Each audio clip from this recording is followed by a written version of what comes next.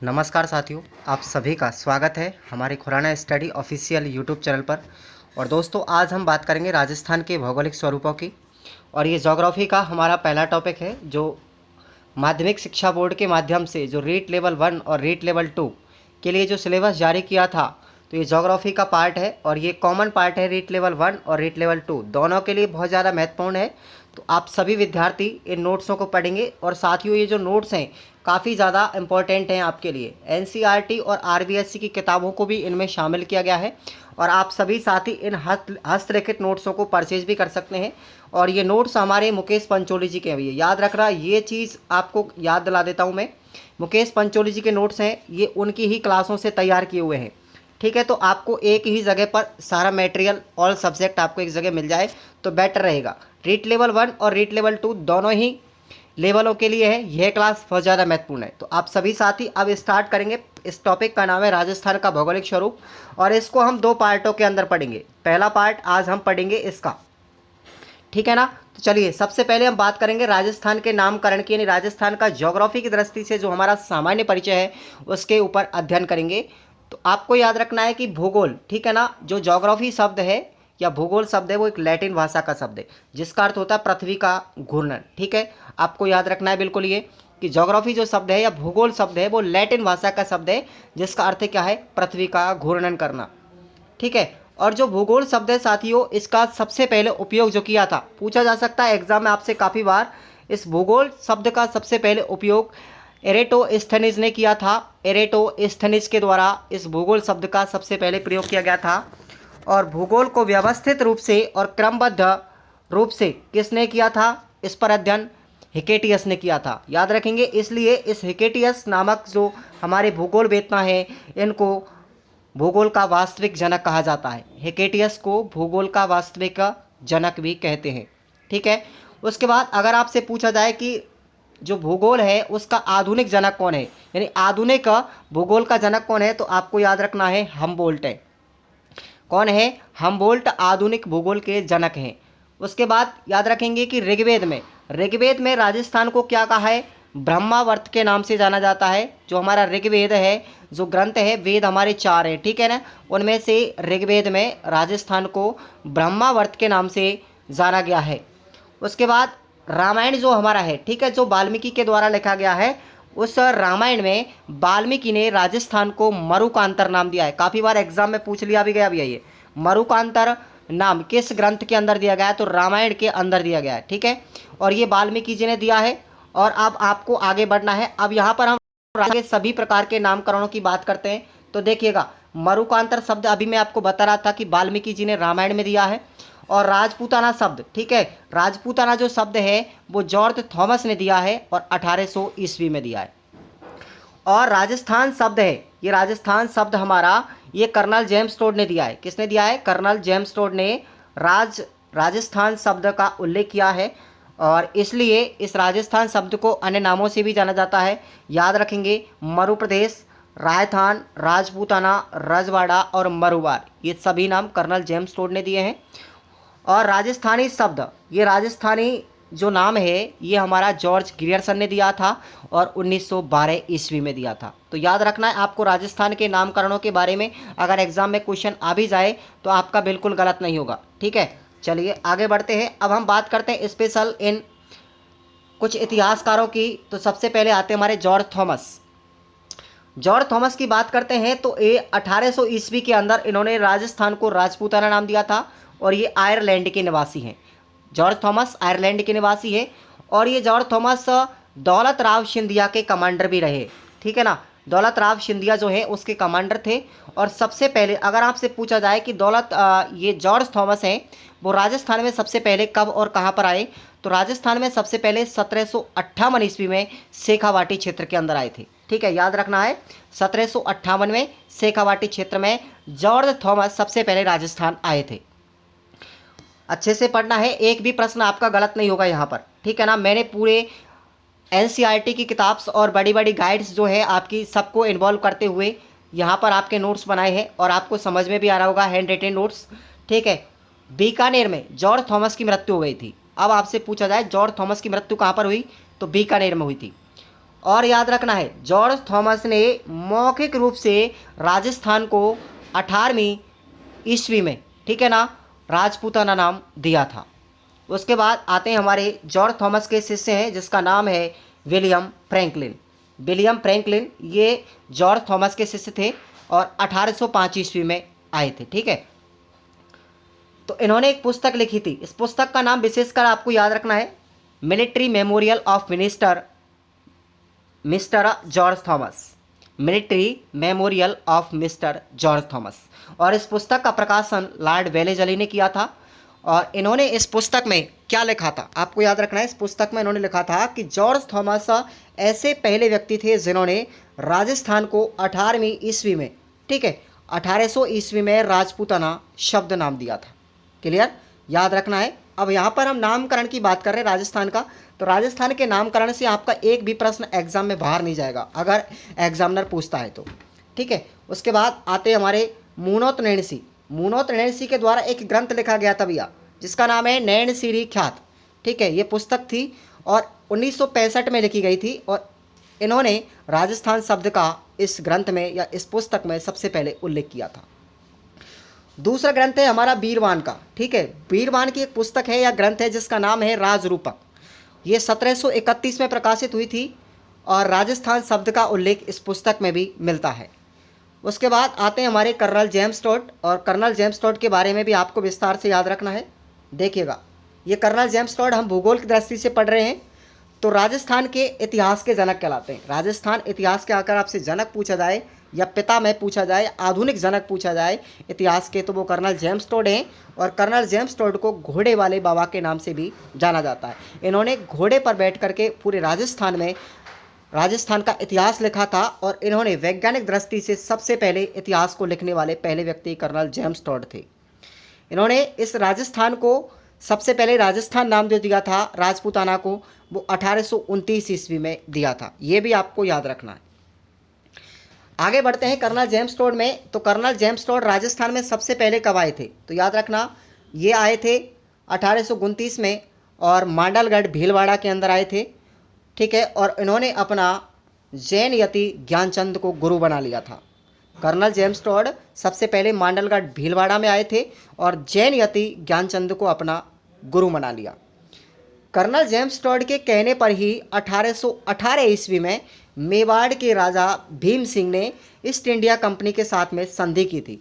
याद रखना, east India company के साथ में 1818 ईस्वी में सबसे पहले संधि करने वाले कौन शासक थे, मेवाड़ के शासक राजा भीम सिंह थे। और किसके कहने पर की थी, कर्नल जेम्स टोड के कहने पर की थी। कर्नल जेम्स टोड की यहाँ पर एक प्रसिद्ध पुस्तक है, दो पुस्तकें हैं, आपको याद रखना है दोनों का नाम और कब प्रकाशित की थी ये भी याद रखना है। तो इनकी पहली पुस्तक है annals and antiquities of Rajasthan, जिसका दूसरा नाम है the central and western Rajput state of India, और ये प्रकाशित की गई थी 1829 ईस्वी में। और इसी पुस्तक के अंदर याद रखना राजस्थान, रायथान और रजवाड़ा इन शब्दों का प्रयोग किया है। और ये पुस्तक जो थी ये अंग्रेजी में लिखी गई थी। कर्नल जेम्स टोड ने इसको इंग्लिश में लिखा था, लेकिन इस पुस्तक का हिंदी में अनुवाद जो किया था वो पंडित गौरी शंकर हीराचंद ओझा ने किया था, जो सिरोही डिस्ट्रिक्ट के रहने वाले थे। और अगर हीराचंद ओझा का गांव पूछा जाए तो रोहिड़ा ग्राम के निवासी थे। ये सिरोही जिले में पड़ता है। और इन्होंने the annals and antiquities of Rajasthan, जो कर्नल जेम्स टोड के द्वारा इंग्लिश में लिखी गई थी, उसका हिंदी रूपांतरण किया था। कर्नल जेम्स टोड की मृत्यु हुई थी साथियों 1835 में। तो 1835 में मृत्यु होने के पश्चात में 1839 ईस्वी में उनकी दूसरी पुस्तक थी जिसका नाम याद रखना है पश्चिम भारत की यात्रा, या अंग्रेजी में नाम बोले तो the travels in western India. इस पुस्तक का प्रकाशन किसने किया था, उनकी पत्नी थी जिसका नाम था जूलिया कटरवर्थ। ये बहुत बार एग्जाम में पूछा जा चुका है कि भाई कर्नल जेम्स टोड की पत्नी का नाम क्या था, तो जूलिया कटरवर्थ उनकी पत्नी का नाम था। और उन्होंने पश्चिम भारत की यात्रा या the travels in western India, ये जो पुस्तक है, इस पुस्तक को 1839 ईस्वी के अंदर लॉन्च किया था या पब्लिश किया था। कर्नल जेम्स टोड की सेवाओं से प्रभावित होकर के मेवाड़ के शासक भीम सिंह सिसोदिया ने बोरसवाड़ा, एक अजमेर में स्थान है बोरसवाड़ा, उसका नाम क्या रख दिया था, टोडगढ़ नाम रख दिया था। बहुत बार एग्जाम में पूछा गया है कि टोडगढ़ जो वर्तमान में नाम है, ये प्राचीन नाम किसका है? तो बोरसवाड़ा अजमेर में एक स्थान का नाम है, उसका नाम भीम सिंह सिसोदिया ने टॉडगढ़ कर दिया था कर्नल जेम्स टॉड के सम्मान में। क्लियर? उसके बाद आपसे पूछा जाए कुछ एकीकरण से संबंधित, यहाँ पर सामान्य परिचय में भी हम पढ़ेंगे एकीकरण से संबंधित बातें। तो यहाँ पर स्वतंत्रता के समय 19 रियासत थी और 3 ठिकाने थे और एक केंद्र शासित प्रदेश था अजमेर मेरवाड़ा। अब इन रियासतों के बारे में और इन ठिकानों के बारे में राजस्थान के एकीकरण में पढ़ेंगे। ठीक है, तो यहाँ पर हम सामान्य परिचय की बात कर रहे हैं, कुछ मोटा मोटा जानकारी हम यहाँ पर ले रहे हैं। पहली बार राजस्थान शब्द का उल्लेख, पहली बार अगर राजस्थान उल्लेख शब्द की बात की जाए तो इसका उल्लेख 25 मार्च 1948 को किया गया था और ये दूसरा चरण था जब राजस्थान का एकीकरण हो रहा था। तो दूसरे चरण के अंदर 25 मार्च 1948 को पूर्व राजस्थान के अंदर किया। राजस्थान का दूसरा चरण था पूर्वी राजस्थान और 25 मार्च 1948 को किया था। यहाँ पर राजस्थान शब्द का उल्लेख हुआ है। एकीकरण में हम पूरा विस्तार से पढ़ेंगे इसको।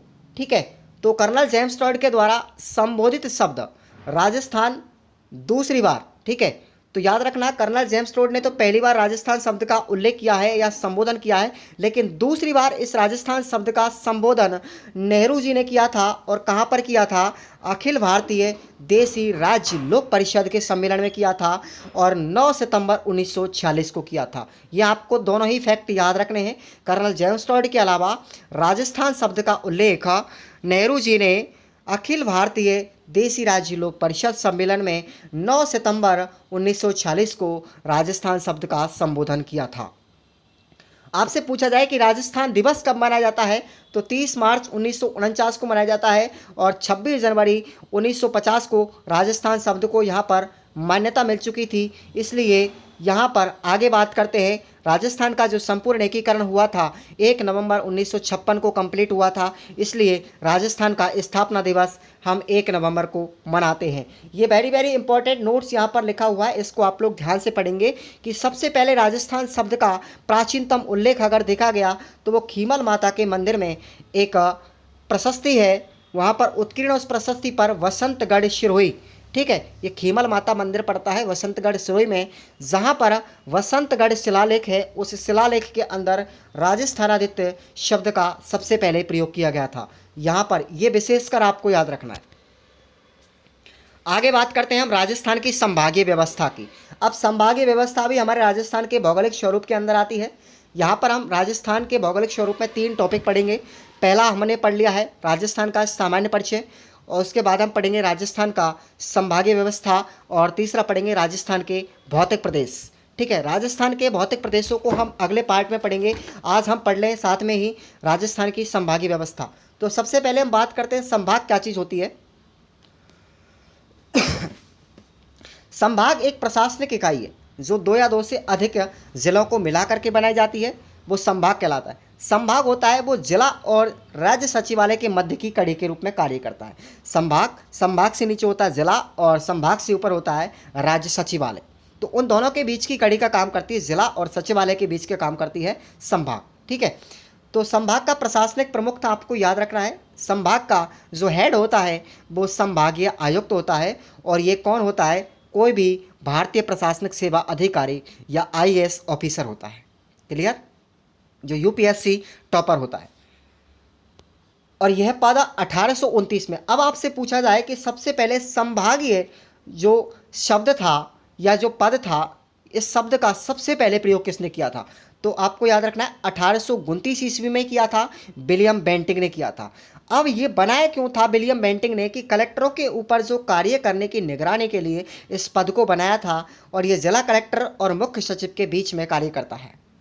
ठीक है, ये मुख्य सचिव सचिवालय के अंदर होता है और जिला कलेक्टर जिले के अंदर होता है। तो यहाँ पर जो संभागीय आयुक्त होता है वो हमारे संभाग का हेड होता है। इसलिए 1829 में विलियम बेंटिंक ने संभागीय पद का या संभागीय आयुक्त पद का सृजन किया था। संभागीय आयुक्त यहाँ पर कार्य अगर हम देखें तो आपको देखो शुरू से पढ़ना है, 0 से पढ़ना है, आपका एक भी प्रश्न बाहर नहीं जाएगा।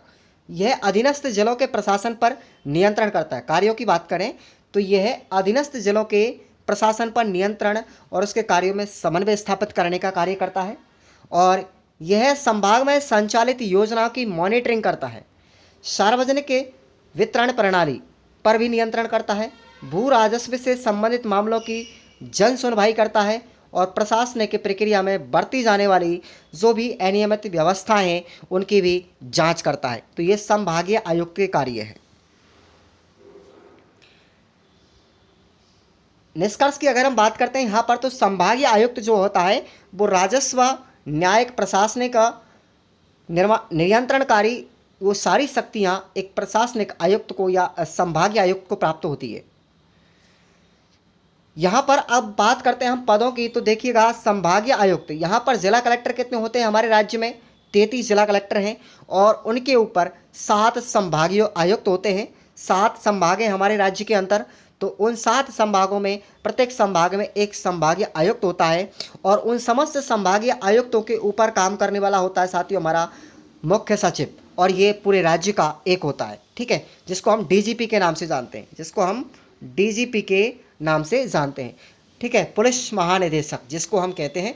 अब हम बात करते हैं सबसे पहले, अब ये संभागीय व्यवस्था राजस्थान के अंदर संवैधानिक रूप से कब लागू की गई थी? संवैधानिक रूप से अगर लागू करने की बात की जाए तो देखिएगा यहाँ पर संभागीय व्यवस्था की शुरुआत 30 मार्च 1949 को की गई थी। कब? राजस्थान के एकीकरण के चौथे चरण में। बृहत राजस्थान का जब निर्माण हुआ था चौथे चरण में 30 मार्च 1949 को, तो संभागीय व्यवस्था को प्रारंभ किया गया था राजस्थान में। और उस समय हमारे मुख्यमंत्री थे हीरालाल शास्त्री, ठीक है, हीरालाल शास्त्री के द्वारा इस संभागीय व्यवस्था को आरंभ किया गया था। और उस समय राजस्थान में केवल 5 ही संभाग थे, जयपुर, जोधपुर, उदयपुर, बीकानेर और कोटा। क्लियर? संभागीय व्यवस्था जो थी फिर इसको बंद कर दिया गया था, और ये बंद की गई थी मोहनलाल सुखाड़िया के द्वारा जो मुख्यमंत्री बने थे, ठीक है, और इसको बंद किया था अप्रैल 1962 में। अप्रैल 1962 में मुख्यमंत्री मोहनलाल सुखाड़िया के द्वारा इस संभागीय व्यवस्था को बंद कर दिया गया। क्यों बंद कर दिया गया? ध्यान दीजिएगा कि संभागीय आयुक्त के जो कार्य होते हैं, वो अधिकार होते हैं, वो राजस्व बोर्ड तथा जिला कलेक्टर के कार्यों और शक्तियों का दोहराव होता है। यानी कि जिला कलेक्टर और जो संभागीय आयुक्त होता है बिल्कुल दोनों का सेम काम होता है, इसलिए अनावश्यक रूप से संघर्ष और ऐसे योग की स्थितियाँ उत्पन्न हो जाए, इस वजह से इनको रोकने के लिए इस व्यवस्था को बंद कर दिया गया। 1962 में संभागीय व्यवस्था बंद कर दी गई। अब याद रखना, संभागीय व्यवस्था को पूरे देश में बंद नहीं, पूरे राज्य में बंद नहीं किया गया, केवल 4 जगह ऐसी थी जहां पर आपकी संभागीय व्यवस्था चालू थी। 4 जगह आपको याद रखना है। जोधपुर में एक तो मरुस्थल विकास, जोधपुर में मरुस्थलीय विकास, दूसरी थी बीकानेर में इंदिरा गांधी नहर परियोजना का क्षेत्र, तीसरा था उदयपुर में जनजातीय आदिवासी विकास, और कोटा में चंबला कमांड क्षेत्र। ये आपके 4 क्षेत्र थे जिनमें संभागीय व्यवस्था चालू थी। सभी संभागीय आयुक्त अपने पदों पर बने रहे। बाकी के पूरे राज्य के अंतर्गत संभागीय व्यवस्था को बंद कर दिया गया। ये चारों आयुक्त जो थे भू राजस्व व अन्य कानूनों के क्रियान्वयन का कार्य ना करके केवल अपने क्षेत्र के लिए ही निरूपित योजनाओं का क्रियान्वयन करते रहे, इसलिए इन पदों को जैसा का तैसा बनाए रखा था। अब फिर से पहले बंद हुई, अब दोबारा से फिर इसको चालू किया गया था। तो दोबारा चालू इसको 26 जनवरी 1987 को किया गया था। किसके द्वारा? मुख्यमंत्री हरदेव जोशी के द्वारा इसको फिर पुनः चालू किया गया था, और तब से लेकर के 1987 लेकर के वर्तमान तक अब तक ये संभागीय व्यवस्था सुचारू रूप से चली आ रही है। तो जब इस संभागीय व्यवस्था को दोबारा चालू किया गया था 26 जनवरी 1987 को, तो 1987 में ही हमारा 6वां संभाग बना था अजमेर, और इस अजमेर संभाग को जयपुर संभाग से अलग किया गया था। जयपुर संभाग को तोड़ा गया था और 6वां संभाग अजमेर बनाया गया था, ठीक है। तो यहाँ पर और उसके बाद में फिर 7वां संभाग बना, और 7वां संभाग जो हमारा बना था वो जयपुर और कोटा संभाग को तोड़ करके बनाया गया था, जिसका नाम है भरतपुर संभाग, और ये बनाया गया था 4 जून 2005 को। क्लियर? जयपुर संभाग से भरतपुर और धौलपुर जिले को, ठीक है, जयपुर संभाग से धौलपुर जिले को बनाया गया था, और कोटा संभाग से करौली और सवाई माधोपुर जिले को बनाया गया था, ठीक है, और इस भरतपुर संभाग का निर्माण किया गया था। तो ध्यान रखना, भरतपुर जो संभाग है हमारे 4 जिलों से मिलकर बना है। तो जयपुर से तो हमारा भरतपुर और धौलपुर अलग किया और कोटा से करौली और सवाई माधोपुर को अलग किया, तब जा कर के हमारे भरतपुर संभाग का निर्माण हुआ 4 जून 2005 को। अब हम बात करते हैं राजस्थान के 7 संभागों की। तो राजस्थान के 7 संभाग कौन कौन से हैं और उनमें कौन कौन से ज़िले आते हैं, क्षेत्रफल में कौन सा ज़िला बड़ा है, कौन सा छोटा है, और उनकी सारी की सारी प्रक्रिया के बारे में हम बात करेंगे। तो देखिएगा, आपको ट्रिक से याद रखना है। अब हम बात करते हैं, यहाँ पर सबसे पहले आता है अजमेर संभाग। तो अजमेर संभाग जो है इसके अंदर 4 ज़िले आते हैं। ठीक है, आपको मैंने बता दिया है अजमेर संभाग जो है हमारा 1987 को बना था। ठीक है, तो यहाँ पर 4 ज़िले आते हैं और ट्रिक है आपकी अभिनाटो। ट्रिक क्या है आपकी? अभिनाटो। अभिनाटो। तो आपका अभी से बन गया अजमेर, भी से बन गया भीलवाड़ा, ना से बन गया नागौर और टोक से बन गया टोंक। तो ये 4 ज़िले आपके अजमेर के अंदर आते हैं। और अजमेर ज़िले की अगर हम बात करते हैं, यहाँ पर जनसंख्या और क्षेत्रफल की दृष्टि से सबसे बड़ा ज़िला, जनसंख्या और क्षेत्रफल दोनों की दृष्टि से ही सबसे बड़ा ज़िला अजमेर का है नागौर, और सबसे छोटा ज़िला है हमारा टोंक। ये याद रखना। अजमेर संभाग अन्य सभी 6 संभागों के साथ में सीमा बनाता है। ये आपसे पूछ लिया जाए ऐसा कौन सा संभाग है जो सभी संभागों के साथ में सीमा बनाता है, तो वो है हमारा अजमेर संभाग। अजमेर संभाग अंतर्राष्ट्रीय सीमा नहीं बनाता, याद रखना, अंतर्राष्ट्रीय सीमा नहीं बनाता है, लेकिन अंतर्राज्यीय सीमा ज़रूर बनाता है। किसके साथ में बनाता है? मध्य प्रदेश के साथ में अंतर्राज्यीय सीमा बनाता है। ओके। और अजमेर संभाग जो है राजस्थान का मध्यवर्ती संभाग भी है। आपसे पूछा जाए एग्जाम में कि राजस्थान का मध्यवर्ती संभाग कौन सा है, तो आपको आंसर करना होगा अजमेर संभाग। अजमेर संभाग जो है सबसे कम न्यूनतम, ठीक है, सबसे कम या न्यूनतम अंतर्राज्यीय सीमा बनाने वाला संभाग है। वेरी वेरी मोस्ट क्वेश्चन आपको याद रखना है कि सबसे कम अंतर्राज्यीय सीमा बनाने वाला संभाग अगर आपसे पूछा जाए तो साथियों अजमेर होगा। अजमेर संभाग 2 भागों में बटा हुआ है। अब देखिएगा अजमेर संभाग 2 भागों में कैसे बटा हुआ है, किस तरीके से विभाजन होता है अजमेर का। तो अजमेर को विभाजन करने वाले 2 जिले हैं। कौन कौन से? एक तो पाली जिला, ये जोधपुर संभाग का एक तो पाली जिला, और उदयपुर संभाग का है हमारा राजसमंद जिला। ये अजमेर संभाग को 2 भागों में विभाजित करते हैं। आपसे एग्जाम में अगर पूछा जाए तो ये फैक्ट आपको याद रखना है। ये फैक्ट डायरेक्टली आपको याद रखने हैं, भूलना नहीं है कि अजमेर जो संभाग है उसको 2 भागों में राजस्थान के कौन कौन से ज़िले बांटते हैं। तो याद रखना है, एक तो पाली जिला और दूसरा है राजसमंद जिला। और ये पाली जिला हमारा है जोधपुर संभाग का और उदयपुर संभाग का है हमारा राजसमंद जिला। ये अजमेर को 2 भागों में विभाजित करते हैं। अजमेर संभाग के अंदर 3 प्रकार की नदियाँ बहती हैं।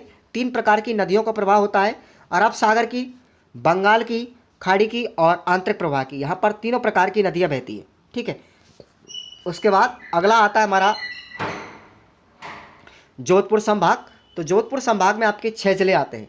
ट्रिक आपको याद रखना है, ट्रिपल जे बासपा, ये मारवाड़ क्षेत्र में होता भैया।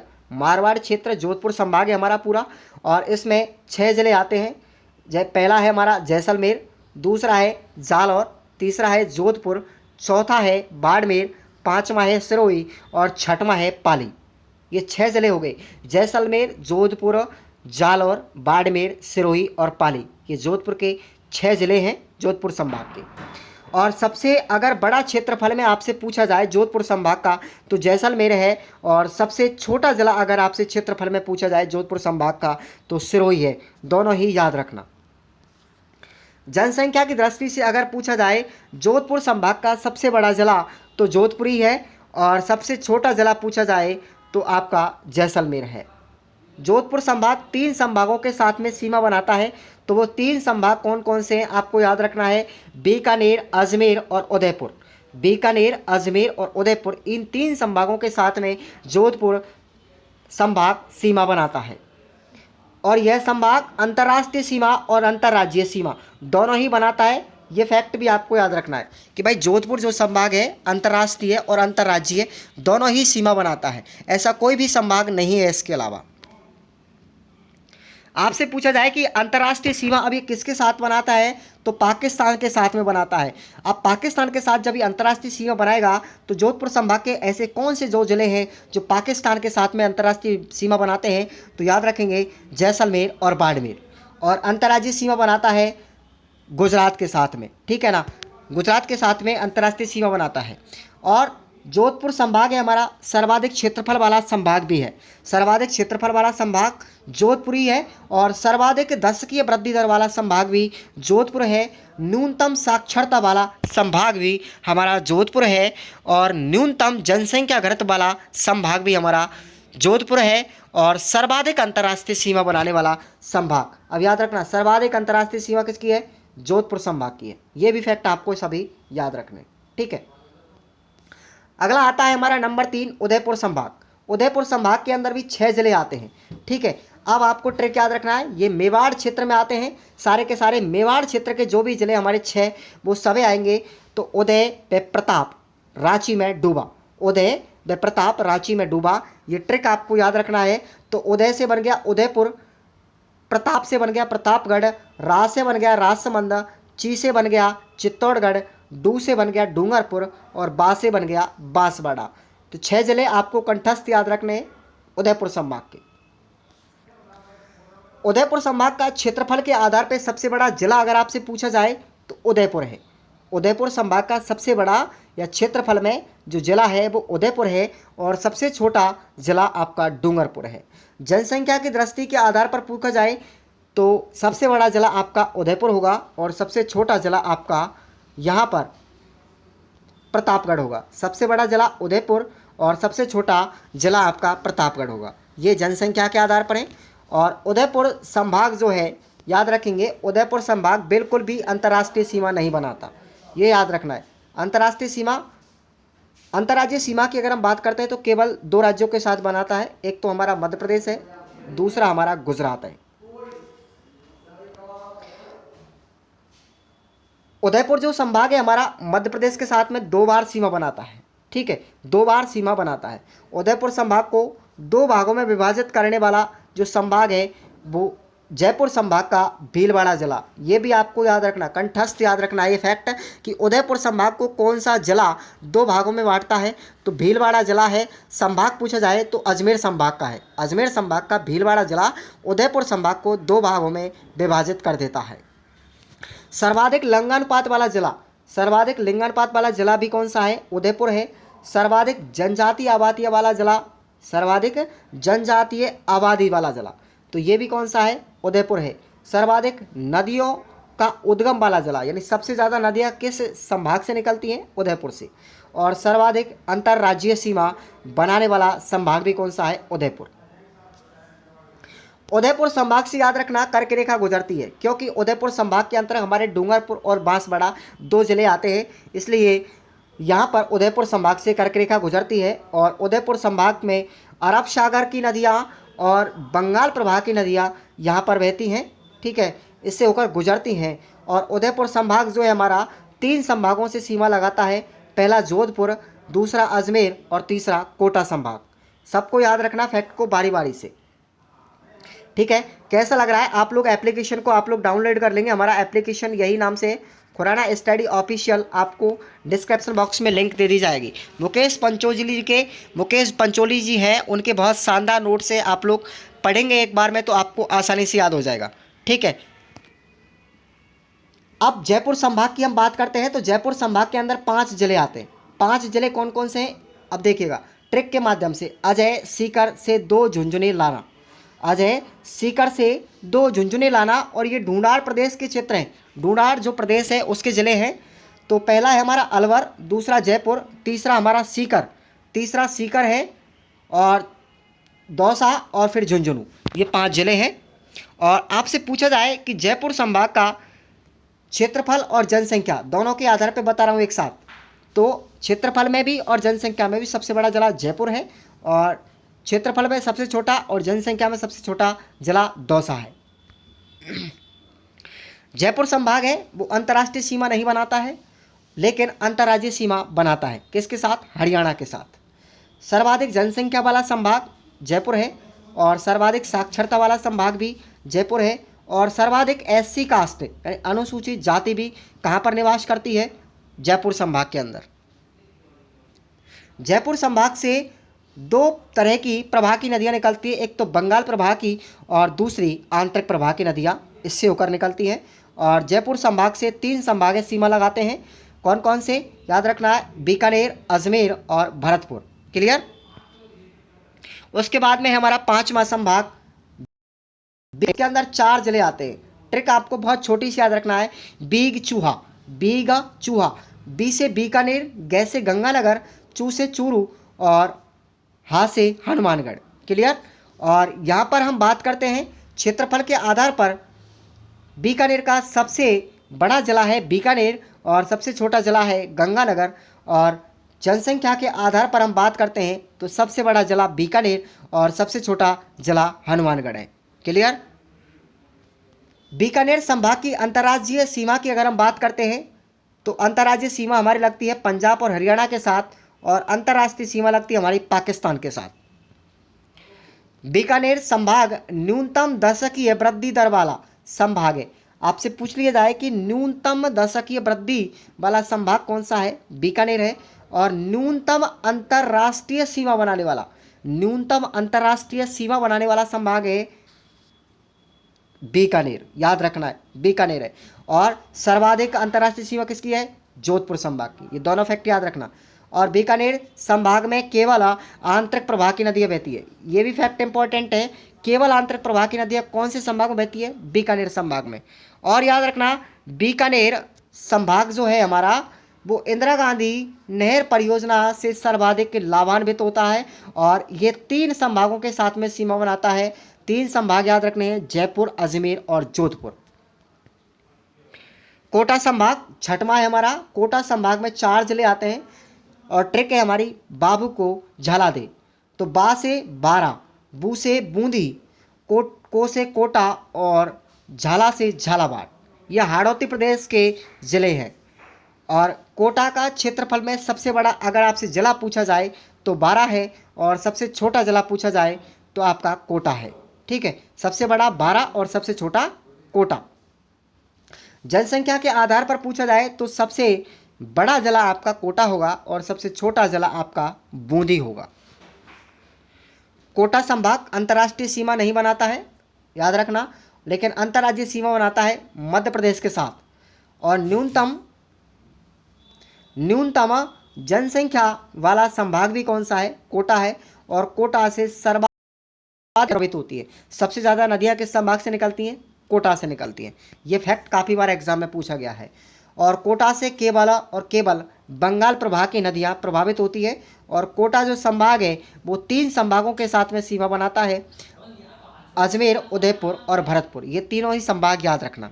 7वां संभाग आता है हमारा नवीनतम संभाग, जिसका निर्माण किया गया था 4 जून 2005 को। और इस संभाग के अंदर भरतपुर में 4 जिले आते हैं। ट्रिक भी आपको याद रखना, बीएससी कॉलेज धौलपुर में है, बीएससी की कॉलेज धौलपुर में है। बी से भरतपुर, एस से सवाई माधोपुर, और आपका सी से करौली, और डी से आपका धौलपुर से धौलपुर बन गया। ठीक है। और यहाँ पर जो 7वां संभाग आपको मैंने बता दिया है, भरतपुर है, 4 जून 2005 को बनाया गया। और इस भरतपुर संभाग का क्षेत्रफल में सबसे बड़ा जिला आपका करौली, और सबसे छोटा जिला क्षेत्रफल में धौलपुर है। ठीक है। उसके बाद बात करेंगे यहाँ पर भरतपुर संभाग में 2